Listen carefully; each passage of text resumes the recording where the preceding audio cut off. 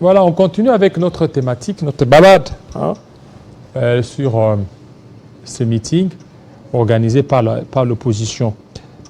Monsieur Faustin Simanga, on dit l'opposition est en cours de souffle. L'opposition n'arrive pas totalement à innover. C'est toujours les mêmes recettes. Merci beaucoup pour votre invitation, cher David Keglolo. Je ne sais pas qui est en train de dire que l'opposition ne sait pas innover. L'opposition est en train de reconstruire l'histoire de la politique congolaise.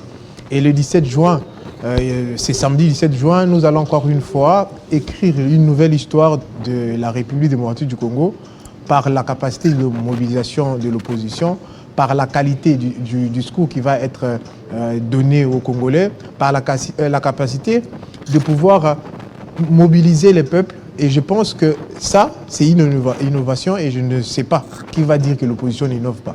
Voilà. Qu'est-ce que maintenant, ceux qui sont en train de nous suivre peuvent s'attendre de ce meeting? Le meeting est organisé par 4 partis politiques qui sont signataires de la communication commune de Lubumbashi, vous allez vous rappeler. Il y a l'ESID, Ensemble pour la République, ESID, j'allais dire, Ensemble pour la République, LGD et Envol. Vous comprenez là que c'est les 4 partis politiques qui se sont rassemblés pour pouvoir dire non contre la vie chère, non contre les élections chaotiques et non contre l'insécurité à l'Est. Nous avons été dans une grande marche qui a été réprimée par le pouvoir actuel. Cette marche-là a conduit à un sit-in devant la CENI et c'est dans la continuité de ces actions-là que nous allons organiser le 17 juin au terrain Sainte-Thérèse un grand meeting qui va rassembler tous les Congolais qui viennent d'ailleurs des provinces. Il y a beaucoup qui sont déjà arrivés, qui veulent absolument participer à ces meetings. Et je pense que les Congolais viendront pour exprimer leur volonté d'avoir un leadership de qualité à la tête de l'État. Et ça commence par le 17 juin à Sainte-Thérèse. Voilà, le 17 juin, mais déjà on apprend qu'il y a déjà des tôles qui seraient déjà mises là-bas. Parce que d'ici là, on est en train d'entrevoir comment il y aura la cérémonie de la pose de la première pierre pour la construction d'un stade au niveau de Tchangou, là où vous allez faire. Mais vous savez, le pouvoir actuel devrait trouver des stratégies pour pouvoir construire les pays au lieu de trouver des stratégies qui ne vont pas marcher pour pouvoir étouffer la voix de l'opposition congolaise. Vous comprenez les sites il y a autour de ces terrains-là. Vous comprenez que ce n'est pas ce qu'ils ont compris. Que l'opposition va rassembler beaucoup de Congolais sur ces terrains-là, ils improvisent avec leurs idées maléfiques pour pouvoir déstabiliser un meeting qui est appelé depuis plusieurs mois. Comme ils ne peuvent pas l'interdire, ils cherchent de quoi faire pour étouffer. Et vous comprenez là que c'est des stratagèmes qui sont en train de mettre en place pour pouvoir étouffer la voix du peuple qui s'exprime à travers l'opposition. Nous n'allons pas nous arrêter face à certaines difficultés, face aux embûches du pouvoir. Nous allons continuer à marcher, nous allons continuer à faire des sit-ins, nous allons continuer à faire des meetings pour pouvoir rappeler aux Congolais. C'est à 2 jours de ce meeting. Il n'y a pas de podium installé là-bas. Il n'y a encore rien. C'est demain, vendredi. Mais là, ça sera fait quand? Nous sommes très bien organisés. Les matériels qui vont nous aider à pouvoir tenir le meeting vont être installés. Nous ne voulons pas installer tout de suite pour qu'ils envoient des personnes pour venir vandaliser. Vous comprenez qu'on est prudent et on sait qu'il y aura un stage qui va être posé pour permettre à ce que nos leaders, Augustin Matata Mapon, Moïse Katumbi, Martin Fayulu et Delis Sessanga puissent parler aux Congolais parce qu'ils seront là avec un message d'espoir, un message d'encouragement, un message d'appel à la vigilance parce que l'opposition est prête pour les élections, mais la CENI fait tout pour proclamer un candidat qui ne sera pas élu. Et vous comprenez là, c'est le candidat Félix Antoine Tshisekedi Tshilombo qui ne sera pas élu parce qu'il n'aura pas un bilan à présenter. Celui-là, nous ne voulons pas qu'il puisse les proclamer pendant que nous savons tous qu'il va échouer. Vous comprenez? C'est comme ça que nous appelons les Congolais à venir participer massivement dans le meeting qui sera organisé à la place Sainte-Thérèse, à Ndjili, qu'ils viennent pour pouvoir continuer à se serrer le coude dans la résistance, continuer à se serrer le coude dans le désespoir qu'il y a aussi aujourd'hui au Congo. Et nous appelons les Congolais à participer pour que nous puissions dire non à la vie chère, non aux élections chaotiques et non à l'insécurité. Et comprenez là que l'insécurité bat son plein. Même à Kinshasa, les Congolais doivent s'immobiliser pour venir à ces meetings. Alors, c'est quoi la nouvelle recette? La nouvelle recette, Qu'est-ce qui sera au menu? ce qui sera au menu, c'est le message. C'est la Quel qualité message? du Parce que discours. est-ce qu'il y aura un nouveau message qui sera différent de ce que vous véhiculiez tout ce temps sur des médias et presque partout? Mais si vous voyez que le message n'échange peut-être pas selon certains, c'est justement parce que la situation aussi au Congo ne change pas. Et vous comprenez, on ne peut pas inventer des messages qui ne collent pas à la réalité. La réalité est de la vie chère et c'est comme ça que nous aurons un message pour dire non contre la vie chère. Vous comprenez que si le gouvernement n'arrive pas à trouver des solutions, nous allons marteler, répéter et répéter encore les mêmes discours s'il le faut pour que la population comprenne que nous devons être vigilants. La vigilance voudrait que nous puissions surveiller les élections et les Congolais veulent surveiller ces élections-là parce que nous savons que la seule façon ou la meilleure façon pour l'Union dite sacrée de gagner les élections, c'est la fraude. Autrement, ce n'est pas possible parce qu'aucun Congolais ne va voter pour leur député, aucun Congolais ne va voter pour leur candidat président. Vous comprenez?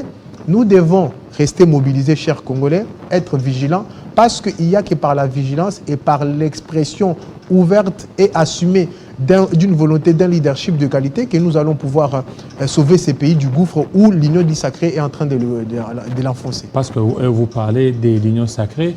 L'Union sacrée, elle est prête pour les élections. L'Union sacrée a déjà mis en marche toutes les batteries, alors que du côté de l'opposition, rien n'est encore fait. Au côté opposition, marche. Du côté opposition, c'est meeting. C'est comme si vous n'étiez pas prêt pour ces élections. L'opposition congolaise est prête pour les élections. Notre président Augustin Matata Ponyo-Mapon est enrôlé. Il a sa carte d'électeur, donc il est déjà candidat président de la République proclamé et les Congolais l'ont choisi comme candidat. Et parce que c'est lui qui présente l'offre politique du leadership et de la gouvernance de qualité pour le développement du Congo, il est candidat, il est prêt pour les élections. Et les partis politiques LGD se préparent pour les élections. Et il y a une mission qui était dans la partie Est de la RDC, menée par le président lui-même, et on a pu réunir les listes de candidats députés. Au niveau de Kinshasa, le travail est en train d'être fait. Nous sommes prêts pour pouvoir déposer à la date qui est prévue les listes de la députation provinciale et nationale. Et aussi, notre candidat président est connu, c'est Augustin Matata Ponyo-Mapon. Donc, nous sommes prêts pour les élections. Alors, vous êtes prêts pour les élections, mais vous n'appuyez pas la loi sur la répartition des sièges. Vous faites partie de la frange de l'opposition qui a boycotté le débat au niveau de l'Assemblée nationale. Ben, vous savez, cette loi-là, c'est quoi le fondement de cette loi?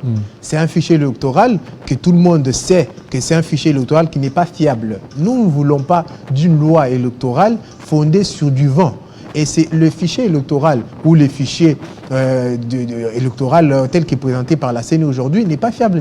Il n'y a pas confiance avec ces fichiers-là. C'est comme ça que nous ne pouvons pas soutenir une loi qui est écrite sur base d'un fichier qui n'est pas fiable. Vous comprenez là qu'il faille d'abord rétablir la confiance de toutes les parties par rapport à cette loi-là et par rapport au fond qui soutient cette loi, c'est-à-dire le fichier électoral. Voilà.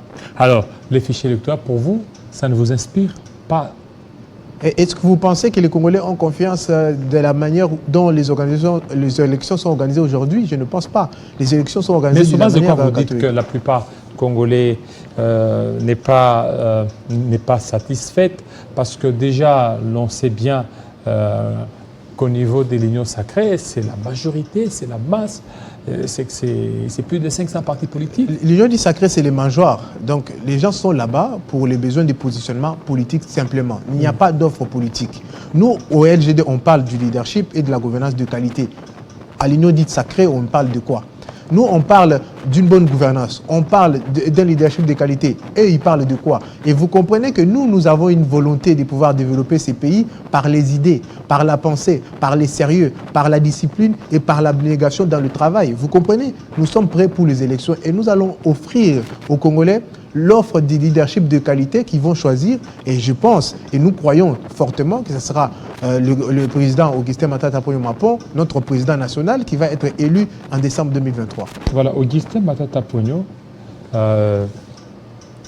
jusque-là, avec cette histoire d'armes, là, vous ne voyez pas que beaucoup de gens disent que c'est Augustin Matata Ponyo qui a tout fait pour encore enfoncer Salomon SKD là. Mais est-ce que c'est Augustin Matata Ponyo qui a arrêté sur les tarmacs de l'aéroport d'une manière compliquée un citoyen congolais? Non, je ne pense pas.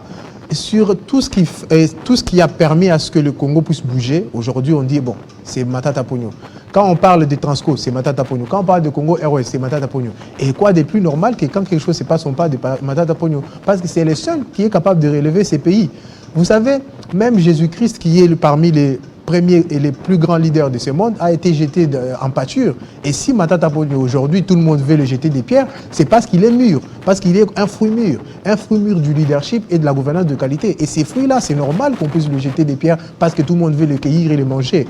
Matata Ponyo, c'est un fruit mûr qui va permettre à ce qu'il y ait du jus dans le boisson de Congolais, qu'il y ait du jus de fruits, du fruit de mangue, de qualité. Et ça, vous comprenez que je parle du jus du leadership et du jus de la bonne gouvernance. Comprenez que nous avons besoin de personnes comme Augustin Matata Ponyo Mapon pour notre pays, pour que ces pays puissent décoller vers son développement. Voilà, vous avez besoin de Matata Ponyo, mais la situation électorale telle qu'elle se présente, c'est que, et déjà vous êtes en train certainement de dénoncer des fraudes. Vous ne voyez pas que vous allez dans l'inconnu, vous jetez dans l'inconnu. Parce que déjà, toutes les batteries sont déjà mises en place, toutes vos revendications, aucune n'a été prise en compte. Vous avez demandé la recomposition de la CENI. Donc, on ne sait pas si ça sera fait parce qu'il reste pratiquement 5 mois. Vous avez demandé la recomposition de la Cour constitutionnelle. C'est encore un obstacle là-bas. Donc, tout est verrouillé pour que le pouvoir puisse encore avoir un deuxième mandat. Mais vous comprenez qu'autrement, ils ne peuvent pas. Autrement, ils ne peuvent pas. C'est comme ça qu'ils doivent... Non, bon, ce sont des stratégies politiques. Ils peuvent trouver des mécanismes. Il n'y a pas de bonne foi. Et s'ils veulent réellement offrir aux Congolais les bonnes élections, ils doivent travailler d'abord pour obtenir des résultats en termes d'infrastructure, en termes d'économie. Et ils mettent leur énergie sur comment on peut tricher, comment on peut magouiller. Et ce n'est pas normal. Et vous comprenez que les Congolais ont besoin du sérieux à la tête de l'État. Aujourd'hui, si la CENI n'est pas bien gérée, si le gouvernement s'obstine à pouvoir faire passer en force les lois, c'est justement parce qu'ils ont une mauvaise foi. Et les Congolais les observent. Et même dans ces conditions-là, les Congolais vont surveiller ces élections. Les Congolais sont prêts à surveiller ces élections. C'est ça le message que nous allons dire le 17 juin prochain au meeting, que les Congolais surveillons les élections pour bouter dehors tout celui qui va tenter de pouvoir se comporter comme un M23 face aux élections. Parce qu'il y a les mouvements insurrectionnels comme le M23 qui sont en train de travailler pour pouvoir fomenter des plans et donner aux Congolais les élections qui ne sont pas crédibles. Et ça aussi, c'est aussi une forme de rébellion contre la République. Et nous devons arrêter ces rebelles contre la République pour qu'ils puissent nous donner les meilleures élections. Voilà. Merci beaucoup, les meilleures élections. On prend un tout dernier invité. Merci à vous, monsieur Faustin Simanga. Merci beaucoup. Le rendez-vous est pris pour le 17 et le 22. Le 17 et le 22. Le 22, c'est la marche. La marche, le 17, c'est pour le meeting. Voilà, merci. Tout de suite.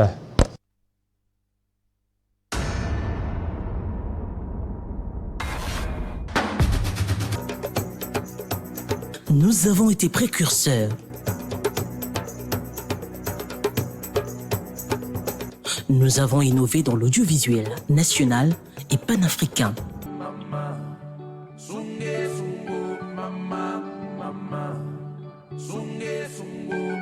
Notre combat est et reste la défense de l'identité congolaise, sa culture,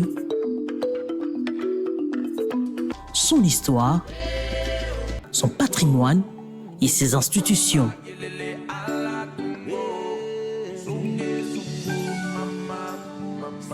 Quoi qu'il en coûte, le Congo est notre cause.